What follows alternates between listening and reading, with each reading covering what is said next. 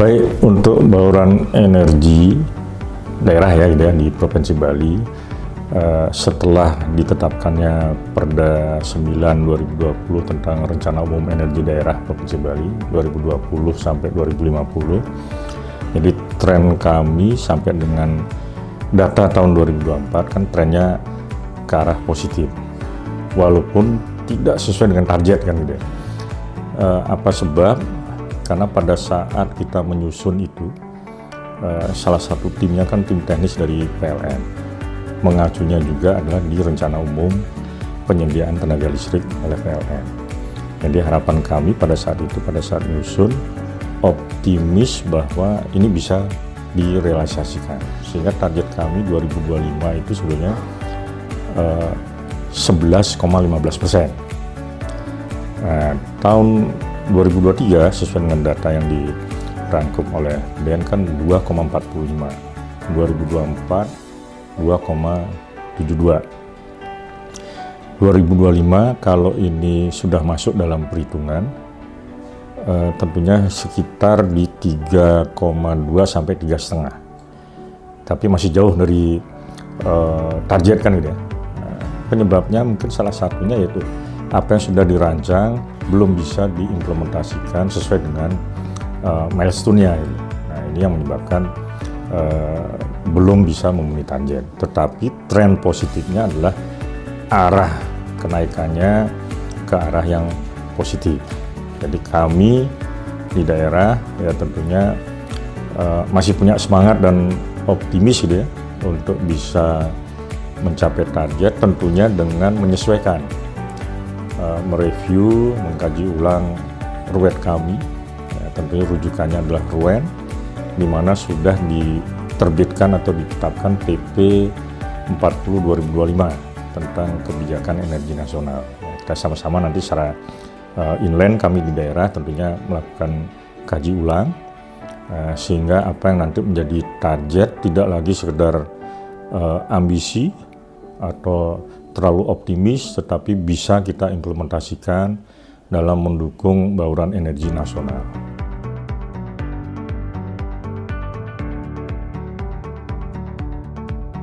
Kalau melihat dari supply and demand gitu ya, Bali ini sebenarnya pada kondisi tahun ini pada fase kritikal sebenarnya. Maksudnya kritikal bahwa reserve margin ini di bawah 30%. Di mana kalau melihat kapasitas terpasang 1.500 MW, secara hitung-hitung mungkin masih aman karena beban puncak ada di 1.200 ini, tertinggi bulan Februari kemarin. Tetapi daya mampu ini kan tidak seperti yang kita harapkan sesuai dengan angka di teori. Mungkin kalau dipaksakan bisa 1.300. Tapi faktanya di utara PLTU Celukan Bawang dalam tiap tahun pasti akan ada overhaul.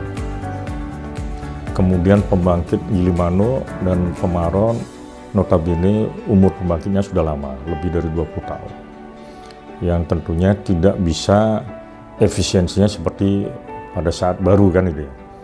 Kemudian interkoneksi Jawa Bali itu pun tidak bisa dimaksimalkan dan berpotensi juga seperti kejadian 2 Mei yang lalu ya. Nah, kemudian komitmen Bali untuk menjaga ketahanan ini ya tentunya mewujudkan Bali mandiri energi dengan energi bersih. Artinya harus ada penambahan kapasitas. Dan ini sudah dilakukan sebenarnya oleh pemerintah pusat dalam hal ini melalui PLN. Ada relokasi gratis 2x100 dengan sumber bahan bakarnya adalah gas. Kemudian saat ini sedang berproses juga 200 MW di selatan. Kemudian di 2027 450 tambahan. 2029 2 kali 450 di utara. Ya tentunya strategi di RUPTL untuk memberikan jaminan ketersediaan suplai listriknya.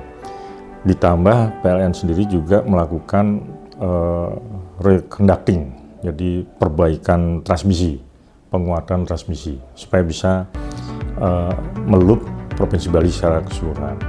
Nah, selain itu tentunya mendorong pertumbuhan di renewable energy atau di energi terbarukan. Bahwa hari ini sedang berproses dari grupnya PLN Group, yaitu Icon Plus dengan badan usaha milik daerah dan badan usaha atau EPC atau pengembang nasional gitu ya, untuk berkolaborasi mengimplementasikan beberapa pembangkit melalui tenaga surya, terutama di sektor PLTS atap. Nah, ini sedang berproses, ya mudah-mudahan kalau melihat dari data yang masuk ke kami 2025 ini antara 3 sampai 10 megawatt peak. Artinya ada penguatan di sisi demand. Selain tadi saya sampaikan di sisi power plant juga sedang diproses, tapi penguatan di sisi demand. Harapannya juga ini akan paralel nanti. Nah, sehingga apa yang menjadi kekhawatiran tadi di awal, bahwa pertumbuhan kebutuhan konsumsi listrik meningkat, proses pembangkit di power plant itu perlu waktu. Nah, salah satu akselerasinya dengan percepatan di sisi PLTS atap. Apakah nanti PLTS atap saja atau nanti sesuai dengan RUPTL akan ada tambahan di farming, ground mounting, atau di atas tubuh air, karena potensinya sangat terbuka di Bali. Tinggal siapa nanti akan siap berinvestasi, berkolaborasi dengan subholdingnya PLN maupun dengan badan usaha milik daerah.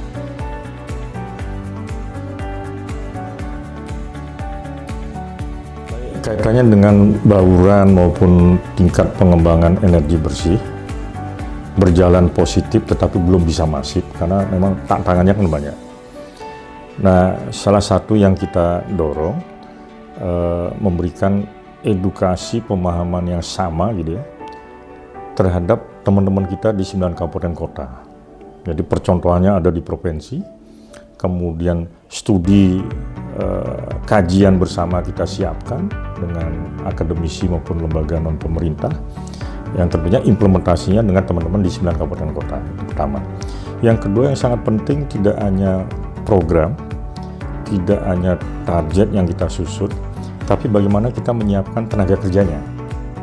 Nah, saat ini kami berkolaborasi dengan Pusat Keterampilan Energi Terbarukan, dengan GIZ, dengan akademisi di daerah, untuk menyiapkan melalui pelatihan vokasi tenaga kerja di sektor energi bersih.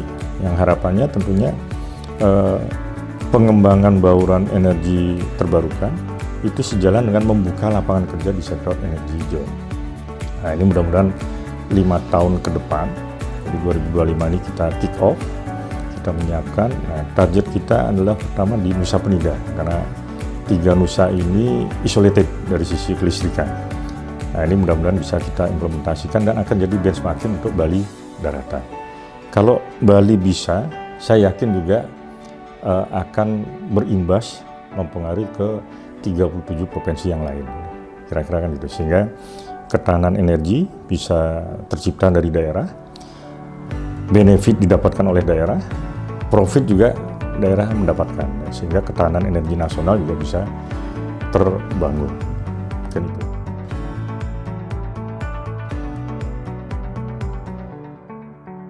Jadi ini memang seperti tertuang di dalam kebijakan energi nasional yang juga telah diperbarui dengan PP nomor 40 tentang kebijakan energi nasional tahun 2025. Bauran energi daerah atau energy mix ya. Energy mix ini adalah salah satu target daripada pencapaian bagaimana energi hijau, energi bersih dengan memanfaatkan seperti geotermal, PLTS sampah, surya, tenaga air, PLTA ya, untuk mengganti energi fosil sebagai bagian daripada menuju net zero emission dan national determined contribution di tahun 2045, net zero emission di tahun 2060. Jadi kami melaksanakan rapat koordinasi senantiasa dengan seluruh provinsi. Hari ini dengan provinsi yang ada di Jawa Bali, yaitu Jabar, Banten, DKI, Jateng, DIY, Jatim maupun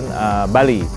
Nah, ini memang Bali merupakan salah satu potensi sumber energinya, yaitu memiliki geotermal di Bedugul, kemudian PLTS tenaga suryanya yang cukup besar juga, ya, dan ini memberikan nuansa kepada dunia bahwa pariwisata di Bali didukung, disuplai oleh energi listrik yang bersih dan berkelanjutan.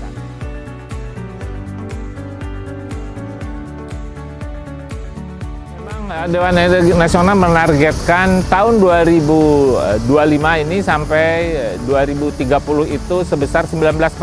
Revisi daripada KEN lama tahun 2017 di dalam KEN yang baru tahun 2025 berdasar PP 40 itu untuk bauran energi nasional itu sebesar 19%.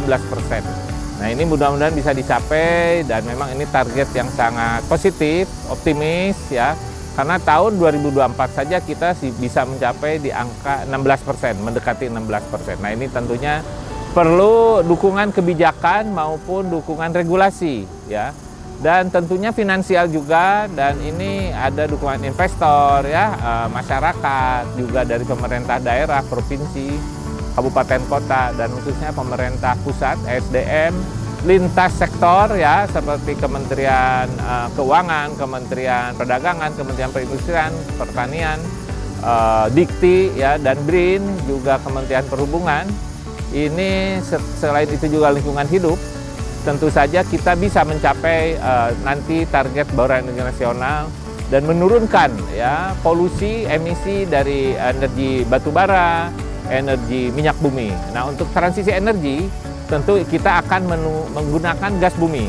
Nah, gas bumi ke depan tentu ini akan menjadi energi positif untuk menjadi energi transisi sebelum full kepada energi baru dan terbarukan.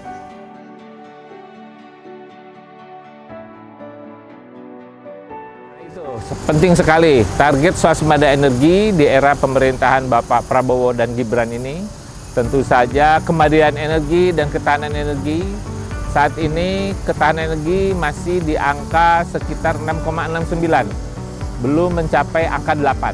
Ya, seperti pertumbuhan ekonomi di angka 8, ketahanan energi juga seharusnya senantiasa bisa mencapai angka 8. Kemandirian energi juga masih di angka di bawah 6, ya 5,54 kurang lebih. Nah, ini juga tentu saja sangat tergantung karena kita masih menggantungkan kepada impor LPG, impor BBM, produk gasolin khususnya, impor terhadap crude. Ya, seperti kita ketahui kilang kita hanya mencapai di bawah 1 juta barel per hari, hampir 800 sekian ribu barel. Target kita adalah harus 2 juta barel seharusnya ya, karena konsumsi kita di angka 1,7 juta ya, barel per hari.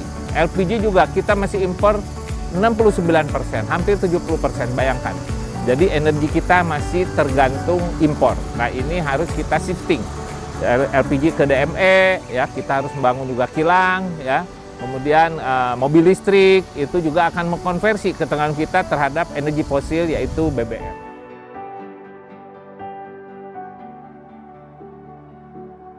Nah, sahabat energi, kita gunakan energi kita sehemat mungkin, seefisien mungkin ya, sebaik mungkin.